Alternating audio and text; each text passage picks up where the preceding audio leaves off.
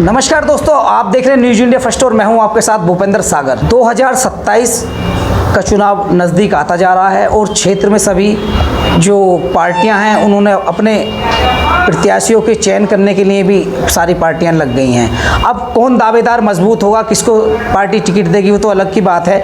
लेकिन एक सवाल सभी के जहन में घूम रहा है कि समाजवादी पार्टी गांव स्तर पर, तहसील स्तर पर, जिला स्तर पर डॉक्टर भीमराव अंबेडकर की आने वाली जो जयंती है 14 अप्रैल को, उसे मनाने जा रही है। सबसे पहले तो जानकारी चाहिए किस तरह से जो है 14 अप्रैल को समाजवादी पार्टी जयंती मनाने वाली है। देखिए, जो समाज में जो महापुरुष हैं उनकी जयंती बहुत अच्छे से मननी चाहिए। और ये जो हमारे जो समाजवादी पार्टी के राष्ट्रीय अध्यक्ष माननीय अखिलेश यादव जी हैं, पार्टी कार्यालय में मीटिंग बुलाई थी, उस मीटिंग में मैं भी मौजूद था। और जितने भी हमारे ज़िले हैं सभी ज़िलों में सेक्टर वाइज, सेक्टर स्तर पर बाबा साहेब भीमराव अंबेडकर जी की जयंती मनाई जानी है और उसमें भंडारे भी आयोजित किए जाने हैं। और जो भी उनकी जयंती पर अच्छे फल वितरित किए जाएंगे, बहुत अच्छे अच्छे कार्यक्रम किए जाएंगे। बहुत जगह आज जैसे हापुड़ जनपद में दौड़ प्रतियोगिता भी समाजवादी पार्टी के लोग करा रहे हैं। तो इस प्रकार के बहुत सारे आयोजन समाजवादी पार्टी इस बार करने जा रही है। अच्छा, 2027 के चुनाव को लेकर ये सारे कार्यक्रम का आयोजन किया जा रहा है कि उससे पहले भी समाजवादी पार्टी ने कोई बाबा साहब के कोई बड़े कार्यक्रम कराए हों, या फिर 14 अप्रैल मनाई हो, या फिर ये दलितों की वोट बैंक को जोड़ने की वजह से एक सब किया जा रहा है? देखिए, समाजवादी पार्टी जिस प्रकार उसके नाम से ही पता चलता है कि सबको साथ लेकर चलती है। और आपने देखा भी होगा कि भाजपा सरकार में पिछले 10 सालों में सबसे ज़्यादा अगर किसी विषय को लेकर ख़त्म करने का प्रयास किया गया है, वो संविधान को लेकर ख़त्म करने का प्रयास किया गया है। और माननीय अखिलेश यादव जी ने लगातार संविधान को बचाने की मुहिम चलाई है, लगातार बाबा साहेब को जो उनके विचार थे उनको बचाने का काम किया है। तो समाजवादी पार्टी केवल वोट की राजनीति नहीं कर रही है, वो वास्तव में महापुरुषों का सम्मान करती है और 14 अप्रैल को भी वही करने जा रहे हैं। अच्छा, जब आपकी पार्टी सरकार में आई तो उसके बाद जितने दलितों के, पिछड़ों के जो महापुरुष थे तो उनका सम्मान करने का कार्य किया गया था, क्या किया गया? देखिए, समाजवादी पार्टी में प्रत्येक व्यक्ति का सम्मान है और पहले भी सम्मान किया गया है, हमेशा सम्मान किया गया है। और आने वाले समय में भी 2027 में समाजवादी पार्टी की सरकार प्रचंड बहुमत के साथ आने वाली है, सबका सम्मान होगा। अच्छा, जहाँ तक दलितों को जोड़ने की बात कही जा रही है, दलितों को साथ लेकर चलने की बात की जा रही है, तो अब मुझे आप ये बताइए कि जब समाजवादी पार्टी की सरकार बनी, सरकार बनने के बाद जो दलित महापुरुषों के नाम पर जिलों के नाम रखे गए थे, जो बहुजन समाज पार्टी की सरकार में नाम रखे गए थे, तो वो समाजवादी पार्टी ने उन जिलों के नामों को बदलने का काम किया। इस पर क्या कहेंगे आप?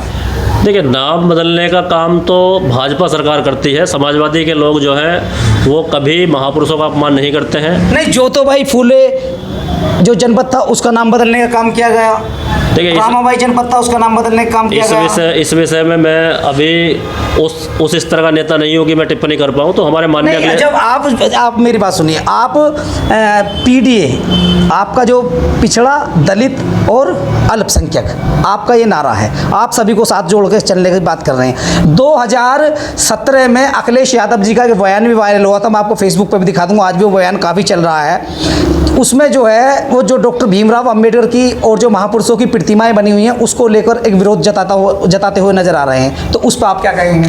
तो देखिए, जो वीडियो है आज के समय में आपको जानकारी है कि कोई कुछ भी वीडियो बनाकर डाल देता है। और ये तो खासकर चाहे जब वो बात विपक्ष की हो, उनके बयान में है जो वो अपने जो मुंह से किस बात को किस तरीके से कहा गया, किस सेंस में कहा गया है, ये वीडियो से आप नहीं बता सकते। तो अगर इस तरह की कोई वीडियो है तो हम जब तक उसको वेरीफाई नहीं कर लेंगे, जब तक उस पर कोई टिप्पणी हम नहीं कर सकते। अच्छा, जनपदों के जो नाम बदले गए, 5 से 7 जनपदों के नाम बदले गए, जो दलित महापुरुषों, पिछले महापुरुषों के जो नाम से रखे गए थे, तो उन्हें बदलने का काम समाजवादी पार्टी ने किया था, आपकी सरकार में हुआ था, उसका क्या कारण था? अब ये जो कारण है ये एक बार हमें देखना पड़ेगा। हो सकता है किसी देखना क्या, ये तो ऑन रिकॉर्ड है, ज्योतिबाई फूले हुआ, रामाबाई नगर हुआ, और भी वो सारे जिले जनपदों को बदला गया था। नहीं, जो भी काम होते हैं, देखिए, जनता की आवाज़ पे होते हैं। तो अगर इस तरीके की मांग उठी होगी तो इसीलिए नाम चेंज किया गया होगा। बाकी ये कोई व्यक्तिगत किसी का विचार नहीं था, जो लोग चाहेंगे वही समाजवादी पार्टी करती है। अच्छा, जनता ने मांग उठाई कि दलितों के जो महापुरुषों के जो जनपदों के नाम रखे गए हैं उन्हें जो बदल कर वो अलग नाम रखे जाएं? देखिए, एक ही सवाल को आप घुमा फिरा के नहीं, 20 मैं तरीके से पूछ रहे हैं। नहीं, मैं ये कह रहा हूँ कि सवाल ये है, शर्मा जी, सवाल ये है कि जनपदों के नाम चेंज हुए, अब समाजवादी पार्टी को बाबा साहब की जयंती क्यों याद आई, अब समाजवादी पार्टी को दलित क्यों याद आए? मैं तो खाली आपको ये बात रिपीट करके इसलिए बताना चाह रहा हूँ कि जो दलित महापुरुषों के नाम चेंज हुए थे, क्या दलित समाज उस चीज़ को याद करके समाजवादी पार्टी से जुड़ेगा? मुझे तो इस बात का जवाब दे दीजिए। देखिए, इस बात का जवाब ये है, जो हमारे माननीय राष्ट्रीय अध्यक्ष अखिलेश यादव जी हैं, हमेशा प्रत्येक धर्म, जाति, वर्ग का उन्होंने सम्मान किया है। और जहाँ तक दलितों की बात है, केवल समाजवादी पार्टी एकमात्र पूरे देश में ऐसी पार्टी है जो बाबा साहेब अम्बेडकर वाहिनी के नाम पे एक विंग चलती है।